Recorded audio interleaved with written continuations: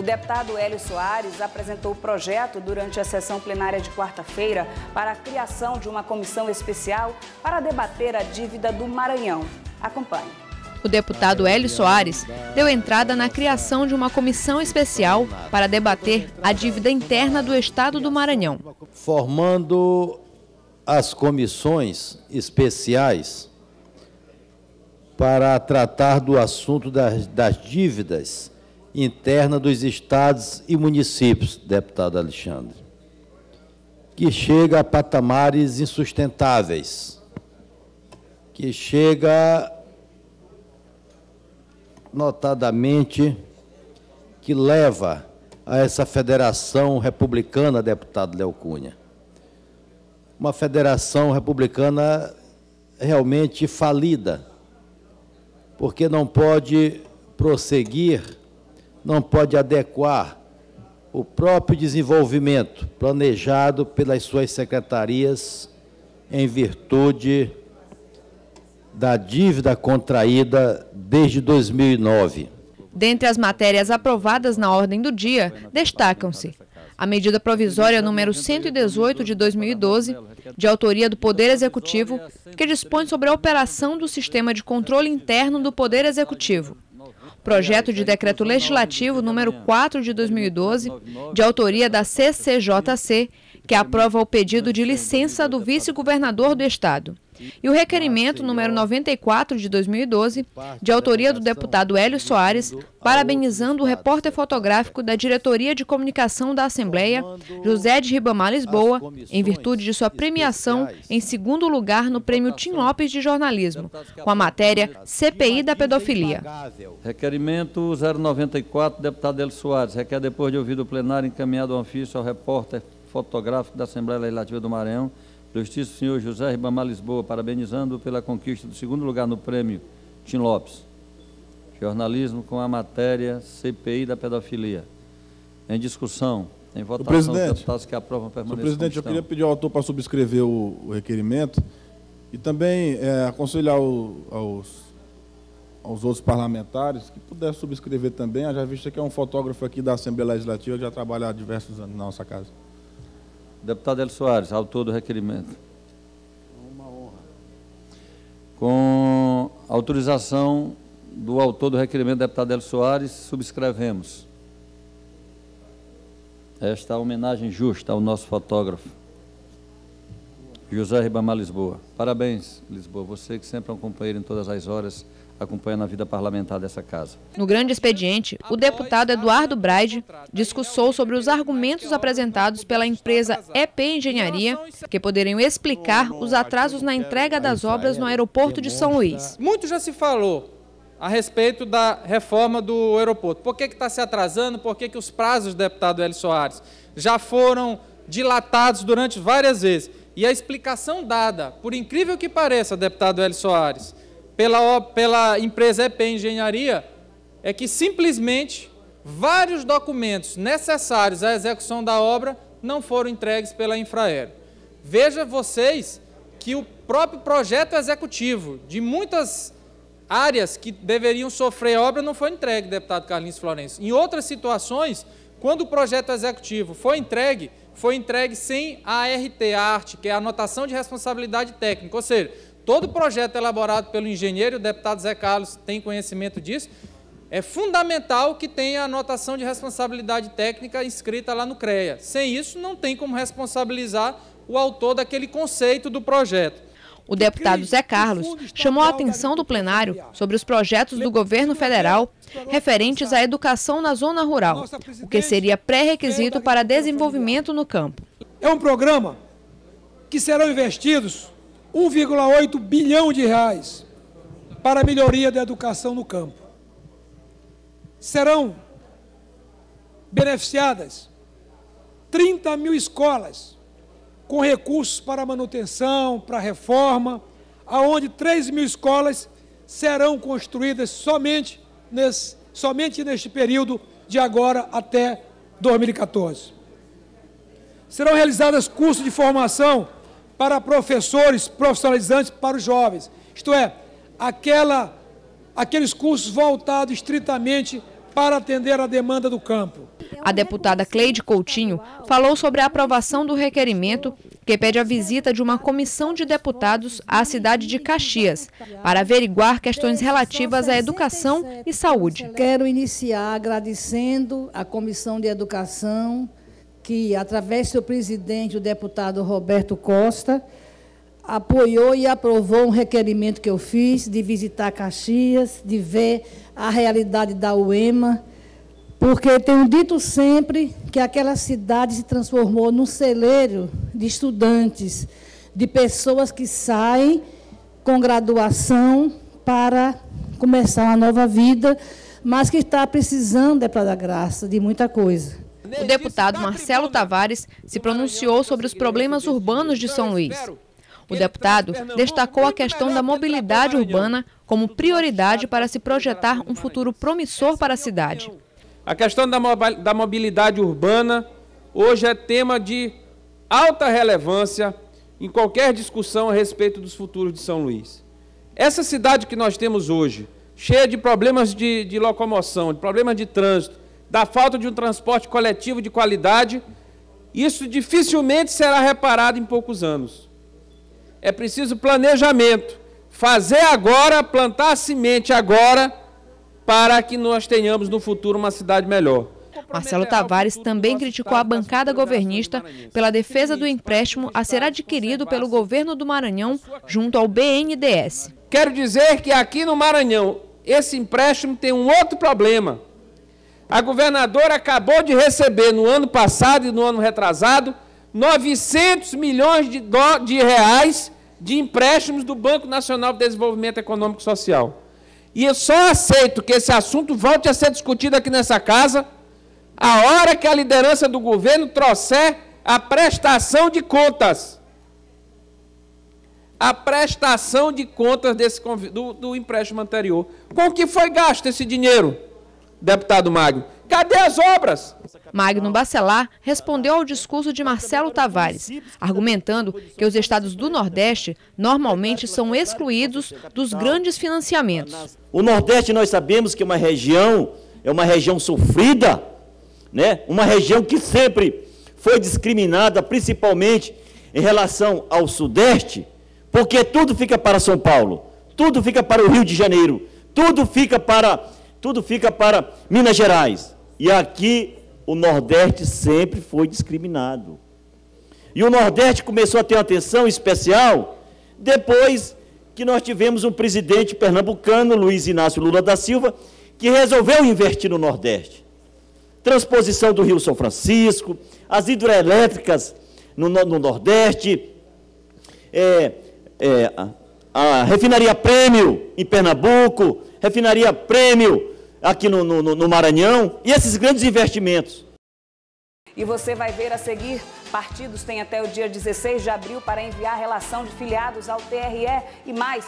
PCdoB comemora 90 anos com sessão solene no plenário da Assembleia Legislativa. A gente volta já.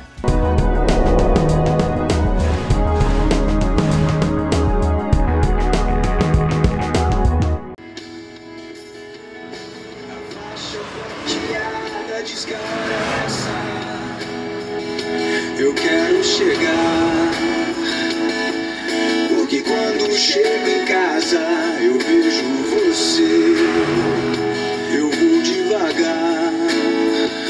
Quem tem família e amigos nunca viaja sozinho. Dirija com segurança e volte para quem se importa com você. É no verão que o mosquito da dengue mais se reproduz. Uma fêmea pode botar até 80 ovos de uma só vez. Não deixe água acumular em pneus, mantenha as sucatas em lugares cobertos, jogue garrafas e copos vazios no lixo e coloque areia nos vasos de plantas. A melhor maneira de evitar a dengue é não deixar o mosquito nascer.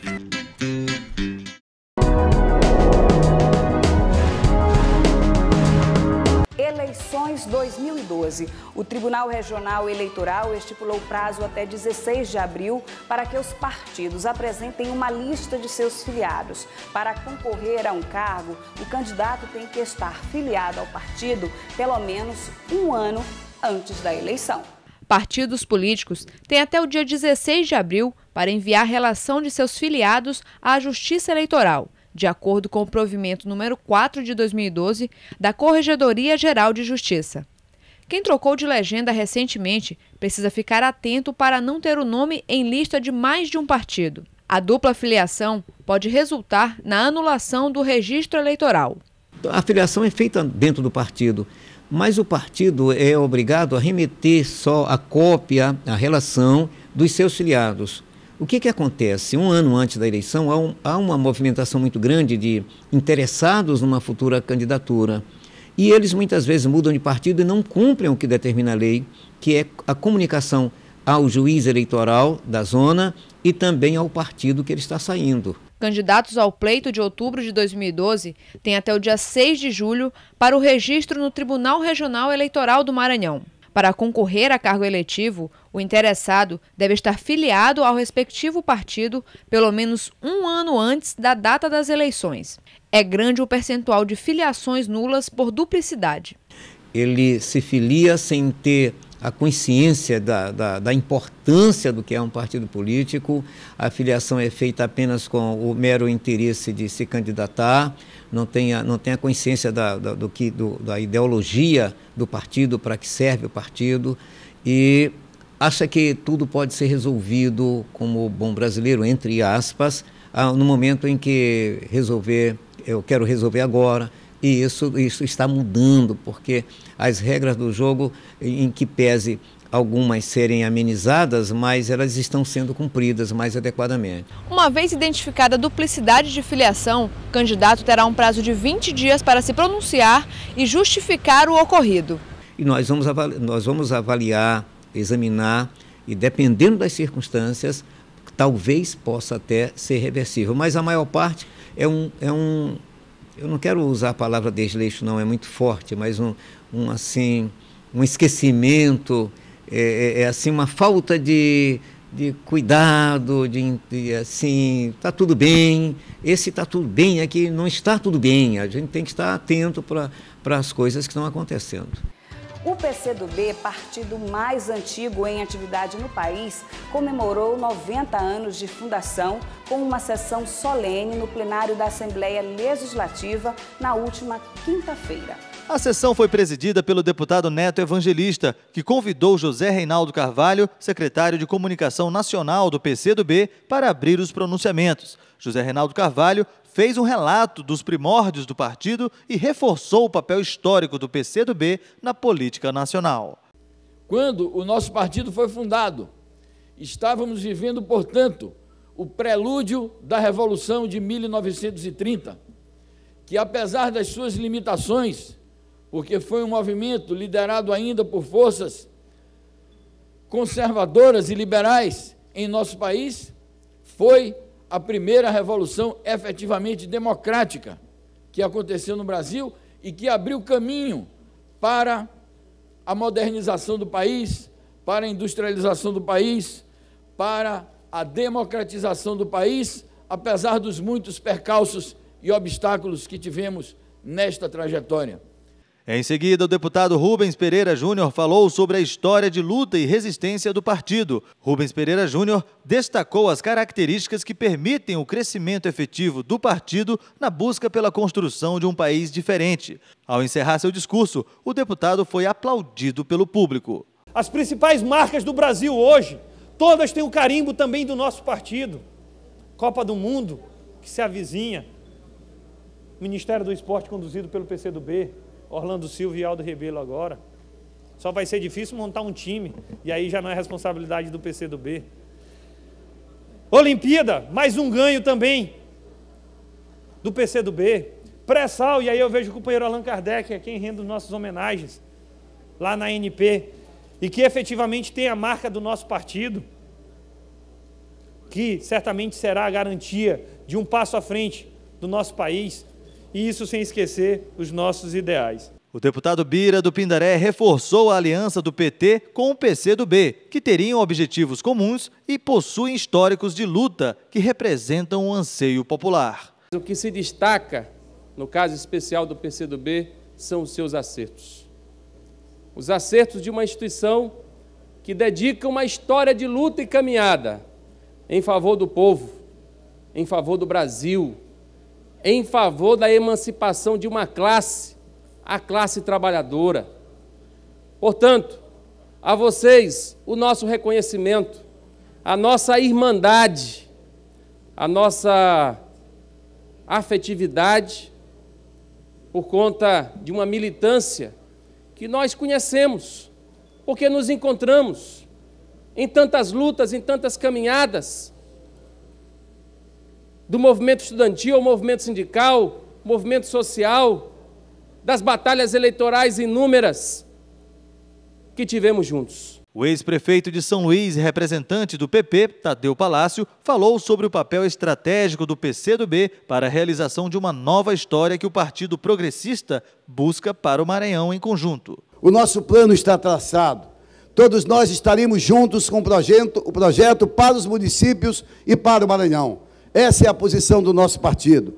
E nos enriquece muito estar vivendo, companheiro Márcio Gerri, esse momento de um partido que com 90 anos escreveu uma história que não pode ser apagada. Alguém falou que a história do desenvolvimento político do Brasil não pode ser escrito sem a parceria, sem a presença do Partido Comunista do Brasil. O deputado federal Edivaldo Holanda Júnior, do PTC, destacou as conquistas do PCdoB, que ajudaram na construção do Brasil, que hoje está caminhando para o progresso socialmente justo.